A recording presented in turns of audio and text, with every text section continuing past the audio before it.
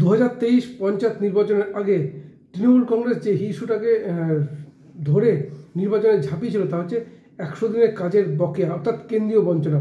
এবং তাই নিয়ে কিন্তু একদিকে যেমন গোটা বাংলা জুড়ে আন্দোলন করেছিল, ঠিক তেমনই কিন্তু আন্দোলনের আজ পৌঁছে গিয়েছিল দিল্লিতেই। এবং 2026 বিধানসভা নির্বাচনের আগেও সেই 100 দিনের কাজের বকেয়া নিয়েই কিন্তু শেষ সরব হলো তৃণমূল কংগ্রেস। অর্থাৎ বলা যেতে পারে 2026-এ এই 100 দিনের কাজকে হাতিয়ার করেও কিন্তু ঝাঁপাতে চলেছে তৃণমূল কংগ্রেস। তার আজ পাওয়া গেল গতকাল সংসদে।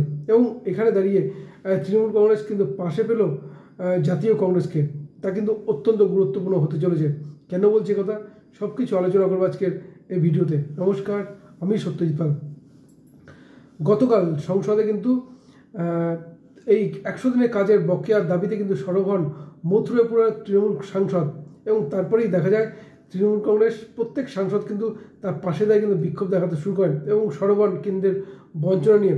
যে বঞ্চনা নিয়ে কিন্তু গত কয়েক বছর থেকে কিন্তু কথা তুলে আসছে তৃণমূল কংগ্রেস। এবং সেখানে পার্লামেন্টে এখানে যে বিক্ষোভটা শুরু হয় যে 100 দিনের কাজের বকেয়া, তা নিয়ে কিন্তু পাশে পেয়ে যান জাতীয় কংগ্রেসকে। এবং কংগ্রেসের রীতিমতো তৃণমূল কংগ্রেসের পাশে দাঁড়ায় যে কেন্দ্রীয় বঞ্চনা চলছে। এবং এই যে মন্তব্য, অর্থাৎ কেন হঠাৎ করে 100 দিনের কাজে ইস্যুটি সামনে আসলো, 2023 পঞ্চায়েত নির্বাচনের আগে এই 100 দিনের কাজের বকেয়া নিয়ে কিন্তু সরব হয়েছিলেন তৃণমূল কংগ্রেসের সর্বভারতীয় সাধারণ সম্পাদক অভিষেক বন্দ্যোপাধ্যায়। এবং গোটা বাংলা জুড়ে যেমন আন্দোলন হয়েছিল, ঠিক তেমনই কিন্তু পৌঁছে গিয়েছিলেন দিল্লিতে, যেখানে বিজেপির পক্ষ থেকে কিন্তু অভিযোগ করা হচ্ছিল যে 100 দিনের কাজের ব্যাপক দুর্নীতি হয়েছে, আর দুর্নীতির ফলে বকেয়া টাকা আটকে রয়েছে। এবার অভিষেক বন্দ্যোপাধ্যায়ের বেলা বা তৃণমূল কংগ্রেস যেটা নিয়ে সরব হন, যেখানে দুর্নীতি হয়েছে সেখানে তদন্ত হোক, সেখানে সাজা হোক, কিন্তু যেখানে দুর্নীতি হয়নি সেগুলো বকেয়া মেটানো হোক। স্বাভাবিকভাবেই এই যে তীর, অর্থাৎ বলা যেতে পারে অত্যন্ত স্ট্র্যাটেজিক যে মন্তব্য, তাতে কিন্তু অনেকটা ব্যাকফুটে চলে যায় বিজেপি। এবং বিজেপি নেতারা কিন্তু তেমনভাবে সরবই হতে পারেননি যে কেন্দ্রে 100 দিনের কাজের ব্যাপক দুর্নীতি হয়েছে, বরঞ্চ অভিষেক বন্দ্যোপাধ্যায় এটা বলতে সক্ষম হন যে 1-2 জায়গায় দুর্নীতি হলেও যেখানে দুর্নীতি হয়নি তার টাকা মিটিয়ে দেওয়া হোক। স্বাভাবিকভাবেই তা নিয়ে কিন্তু অ্যাডভান্টেজ পেয়ে যায় তৃণমূল কংগ্রেস। এবং স্বাভাবিকভাবেই এই আন্দোলন আজ কিন্তু চলে যায় দিল্লিতে, যেখানে কিন্তু বাংলা থেকে বহু মানুষকে কিন্তু দিল্লিতে নিয়ে যাওয়া হয়, যারা কিন্তু এই 100 দিনের কাজের বকেয়া নিয়ে কিন্তু সরব হন।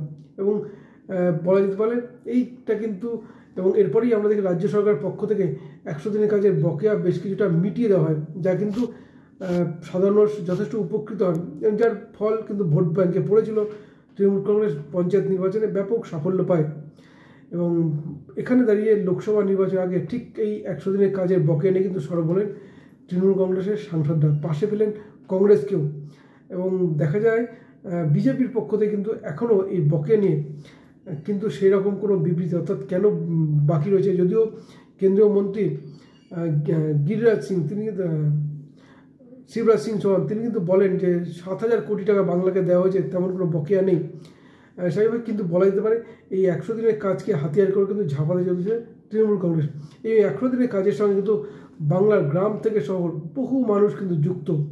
সেইভাবেই এই পঞ্চায়েত বিধানসভা নির্বাচনের আগে এই টাকা যদি অ্যাকাউন্টে সাধারণ মানুষ পেয়ে থাকেন, এবং তৃণমূল কংগ্রেস যদি আন্দোলনের পরেই যদি পেয়ে থাকেন, হয়তো কেন্দ্রীয় সরকারের পক্ষ থেকে আগেই এমনি দিয়ে দেওয়া হবে রুটিন মাফিক, কিন্তু সেটা যদি তৃণমূল কংগ্রেস হাতিয়ার করার পরে যদি পায়, তার তো ভোট ব্যাঙ্কে এফেক্ট পড়বেই। স্বাভাবিকভাবেই তৃণমূল কংগ্রেস কিন্তু এখন থেকেই এই 100 দিনের কাজের বকেয়া নিয়ে কিন্তু সরব হয়েছে, এবং যার ফলে পাশে পেলেন কিন্তু কংগ্রেসকে, যা কিন্তু অত্যন্ত গুরুত্বপূর্ণ। এখন প্রশ্ন হচ্ছে যে কেন্দ্রীয় সরকারের যে 100 দিনের কাজের দুর্নীতি, সেই দুর্নীতিকে বিজেপি নেতৃত্ব, রাজ্য বিজেপি নেতৃত্ব হাতিয়ার করতে পারছে না কেন?